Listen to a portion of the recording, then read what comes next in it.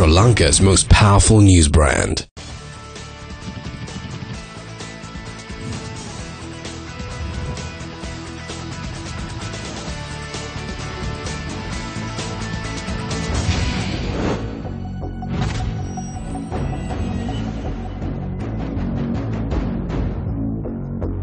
Hello, good evening and welcome to Biz in Focus. Our guest this evening is Dr. W.A. Wijewardena, the former Deputy Governor at the Central Bank of Sri Lanka.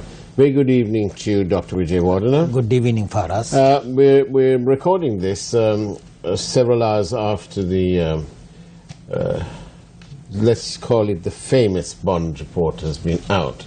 And so there are some questions that arise as we see that. Have you read? Yes, I was able to read it, yes. Right. Leading the way really is this question. The Commission has said that they have evidence, or they've come across material that indicates that it is likely that there were sort of mistakes or some sort of scam that happened in 2008 to 14, and they have, because it's not part of their remit, they've suggested that a forensic audit or another investigation is done into that. Now, how do you feel about that? Well, I think the Commission has based its conclusion on the report submitted by the Auditor General to Minister of Finance, in terms of a request made by the Minister of Finance from the Auditor General that the direct placements that had been done during 2008 to 2014 should be investigated and reported back to him. The Auditor General had submitted that report, and that report has, and by year from 2008 to 2014, had documented all the direct placements that had been done by the Public Debt Department of the Central Bank during that period, with various primary dealers, which includes the so-called state sector primary dealers, as well as the private sector standalone primary dealers. But the report has conclusively said that 57% of the direct placements done by the Public Debt Department during that period had been above around the prevailing market price for the respective bonds. So as a result, 57%, I mean majority, and which means if anyone had bought those bonds at those prices, they cannot sell them in the market and gain a profit. It's not like for us now. In the case of the famous bond scam of 27th February 2015, what had happened was the perpetual treasuries had been issued with bonds pretty much below the prevailing market price, around 89 to 91 rupees. As a result, they could immediately sell them back in the market and make a huge profit. But the Auditor General has confirmed in his report, the Minister of Finance, that there had not been such an occurrence during that period, because 57% had been above the prevailing market price of a bond. So if you buy it at a higher price for us, you can sell it at a still higher price and make a profit. You have to sell it below and make a loss. So therefore, no one would stand to gain out of that.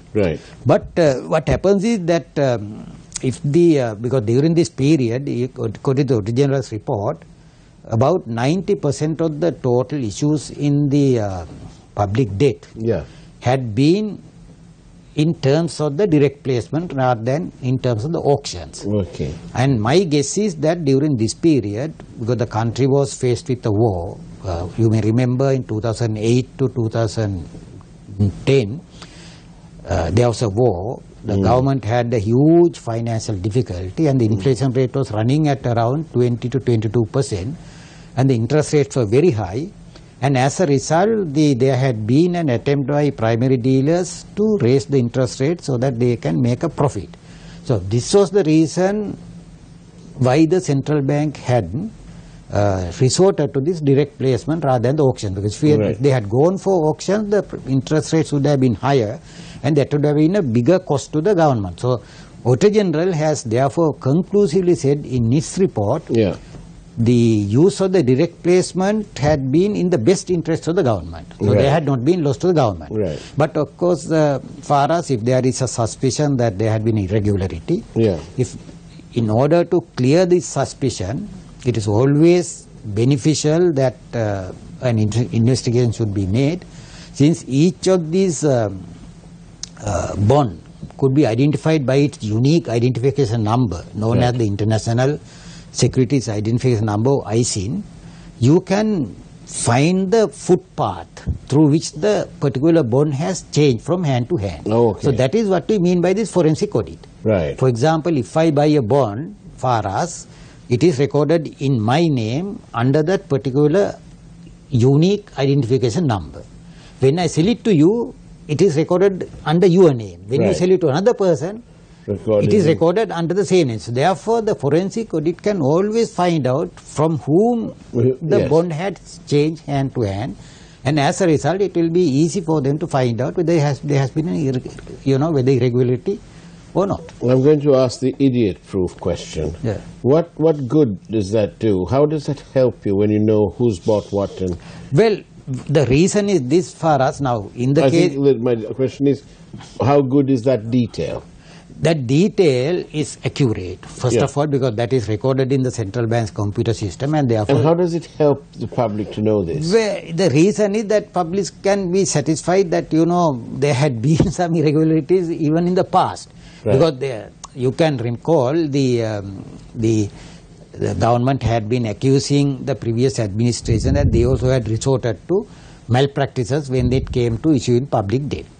So it will just simply help people to understand that there had been such a thing. But of course, my thing is now, if you examine the modus operandi that had been used by the perpetual treasuries, Yeah.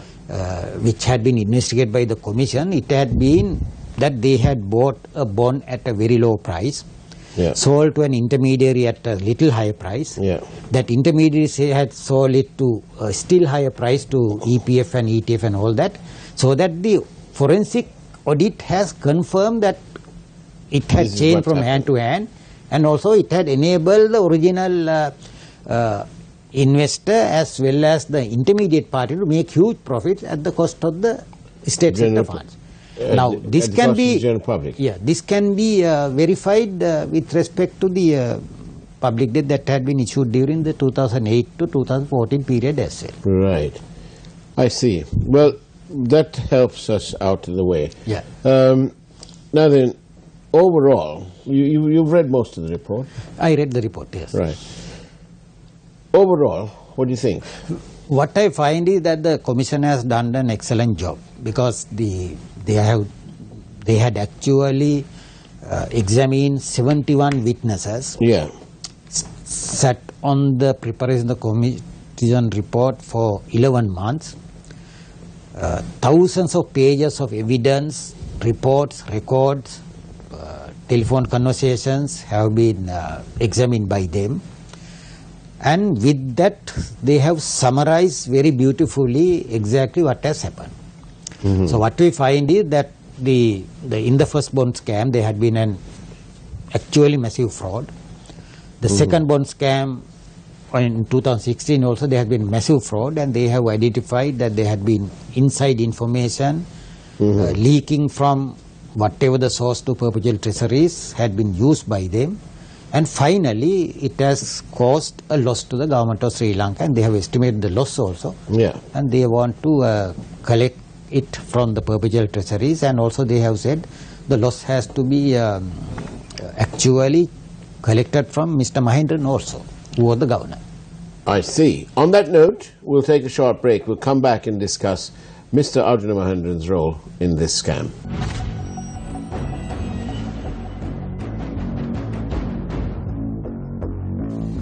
And welcome back. Our guest today on Biz in Focus is Dr. W.A. Wijewardena, the former Deputy Governor of the Central Bank of Sri Lanka. So, Dr. Wijewardena, no harm in calling for a forensic audit of this. There's no harm. There's no harm. I mean, if there is a suspicion for us, always it is beneficial that we have to clear those suspicions. Actually, yes, because there's a lot of people who have concern and they feel that this should be done. No, actually, my worry is that it should have been done 3 years ago. Why should we wait until this is my follow-up question. Until the release of the particular bond commission? Yes. I mean, now, when you wait 3 years, and then this commission has looked at the bonds that happened under this administration, and when it appears that it's going all the wrong way, and if they then say, well, look, we're going to look at 2008 to 2014, that smells like, I don't know, sour grapes or something. You know, because why didn't they do this before? If they had a deep-rooted conviction that this was wrong. That's the worry. I mean, that's the worry which everybody has for us. But of course, even at this late stage, if this particular forensic audit has been done by the central bank, the central bank has already announced that it will be done by an outside party, not by a Sri Lankan audit firm. It will clear the minds of the members of the public. Yes, it's very essential that. Now then, the other thing it says here, the Commission report says that the EPF knowingly acquired shares which would result in losses. Why didn't the central bank take any action at that time in regard to these That is the thing. I mean, again, this was highlighted by the government parliamentarians, far as you may recall.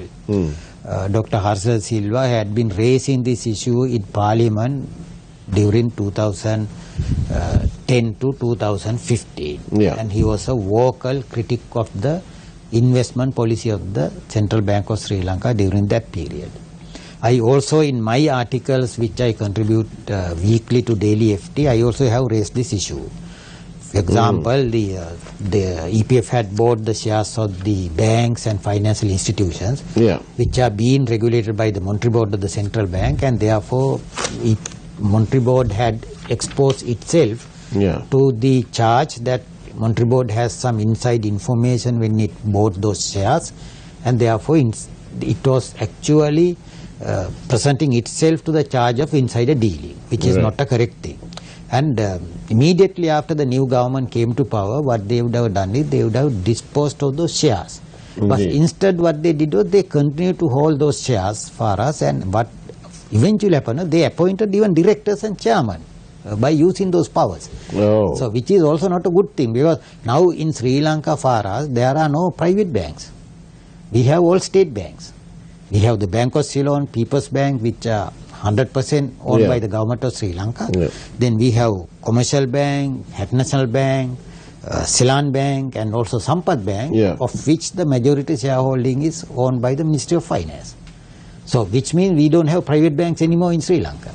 So, as a result, the government is now controlling the entire banking system, and which is a wrong decision done by the previous administration, and now the same thing is being continued by the present administration as well. So that's sort of bad news. It's very bad news. I mean, the private banks should be run by private sector people, and we should allow the private sector to run the banks.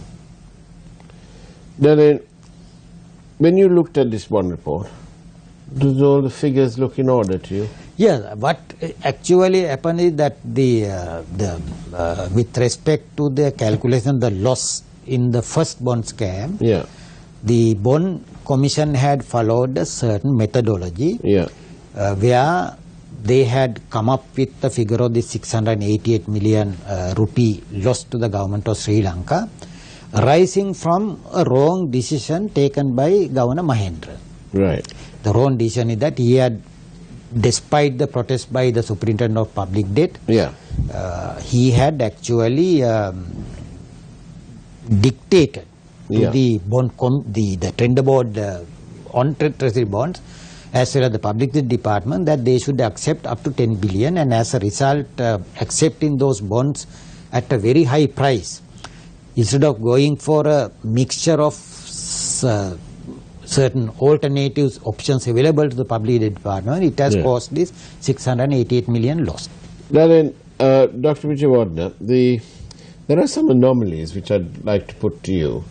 On the one hand, we had the Prime Minister and Kabir Hashim and Malik Samarawikrama turn up at the bond commission and under oath give evidence. And part of their testimony was that they needed this bond, they needed this money because they had to pay contractors, and the amount was 15 billion. They had 3 billion somewhere, and 15 billion, which is all fine. Now that was said under oath and so on. We then have a situation where the Deputy Secretary Treasury comes along to the same commission and says, oh, in that time period we didn't have a requirement. Who do we believe? Well, Commission has concluded for us that there was no such requirement. Right. They have very clearly said in their report there was no such requirement. Well, I mean, they have said it's creation by Governor Mahendran. All right. So Governor Mahendran's gone on a solo adventure, all on his own. Poor chap. But I wonder why he did it. What's the motive? I don't know. That's why the Commission has said he had some ulterior motive to create this requirement and use that in order to pass some inside information to perpetual treasuries so that they can... But the Commission also said that there is no evidence to say that there were any sort of significant payments, payoffs made by perpetual. In their cash, I mean, when they examine the bank accounts of the perpetual treasuries, they say that there had not been any significant outpayments from the accounts. Is 100 billion a significant payment? Well, 100 billion is a very high amount. Not 100 billion, as far as what it means is if you want to make a payment, you have to collect the money out of the legal cash flow. Yes. But the Commission said there is no evidence, they have examined the bank account, there is no evidence to suggest that there has been such outpayments from the accounts of the perpetual treasuries. On that note, we'll take a short break. Don't go away. After all, this is Biz in Focus. Welcome back. This is Biz in Focus, and our guest is Dr. W.A. Wijewardena, the former Deputy Governor of Central Bank of Sri Lanka. Once a central banker, always a central banker. I always keep saying that to you. But how is your pride? Is it up there, down there? You're a central banker. There's all these accusations that the central bank was bad and that there's fraud and all that. And now you have a report, and you've seen that the officers of the central bank have been bamboozled into this thing by people in authority. And at least now, is the whole of the central bank breathing a sigh of relief? Yeah, in fact, far as the bond scam that hit the market, it had eroded the reputation of the central bank irreparably. Now, with the report coming out which has suggested there has been a bond scam, and also the new administration in the central bank, headed by Governor Kumaraswamy and the new Monetary Board, they are in fact on a damage controlling path now. And they have taken several measures during the last one and a half year period to rescue the central bank from the debt to which it had fallen. So actually I am happy that the things are happening in a better way in the Central Bank of Sri Lanka, and also we can, as you say, have a, we can breathe a sigh of relief now. Wonderful. And finally, you're retired now. Do you think that there's a need to restructure the central bank? Of course there is a need. I mean, I have been telling it when the new government came to power, in my weekly article in the Daily FT as well as in public fora where the ministers of the government were present. I said you have to update the central bank, restructure the central bank, because specifically the Bond Commission also has highlighted for us the appointment of the governor, because at present the provision is such that you can pick up a person from the street and appoint him as the governor of the Central Bank of Sri Lanka. My goodness me. That position needs, a thorough investigation than just, selecting a man and appointing him. So it could technically be a politician's lacking. Yeah, that's the thing. So but of course in the past, before 2004, governors were always appointed from within the central bank of Sri Lanka, and as well as there was no any big damage done to central bank. But after 2004, they were appointed from outside, and now it has become the tradition you pick up a person from outside and appointing him. In the case of the other central banks, for us, the appointment process starts 1 year before the incumbent governor retires. There's a selection committee, headhunting committee, they have series of interviews, and they actually announce the new governor's name at least 6 months before the new governor takes his office. Now in Sri Lanka what happens is that you appoint the governor after the existing governor had retired. Now in the case of Dr. Indranjit Kumarasamy, the previous governor Mahendran retired on 30th of June, and Dr. Kumarasamy was appointed on the 3rd of July, 3 days after that. So that is why Commission also has highlighted there's a need for streamlining the appointment of the governor of the central bank, appointing the board members, because for us now, you and I are holding these currency notes issued by the Central Bank of Sri Lanka. Yeah. And we trust the governor and the monetary board to preserve the value of those currency notes. And if you allow someone who doesn't know anything about monetary policy, banking and finance to protect our currency notes, it will not be done. So that is why the Commission also has recommended it's a must now, central bank should be restructured. So I think what you're saying is that the central bank needs some restructuring. I mean updating. Because the Montreux Act was enacted in 1949 and based on the principles of central banking prevalent at that time. And at that time, for us, you recall now, the people who held the positions in the central bank, high positions, they were all people who were well respected. But today the things have changed in the world. So that is why it need be updated, and you can't rely on the persons now. Instead, you have to rely on the institutions. Dr. W.A. Vijayawardena, it's been marvellous having you on Biz in Focus. Thank you very much, and that's about it from us. Good night.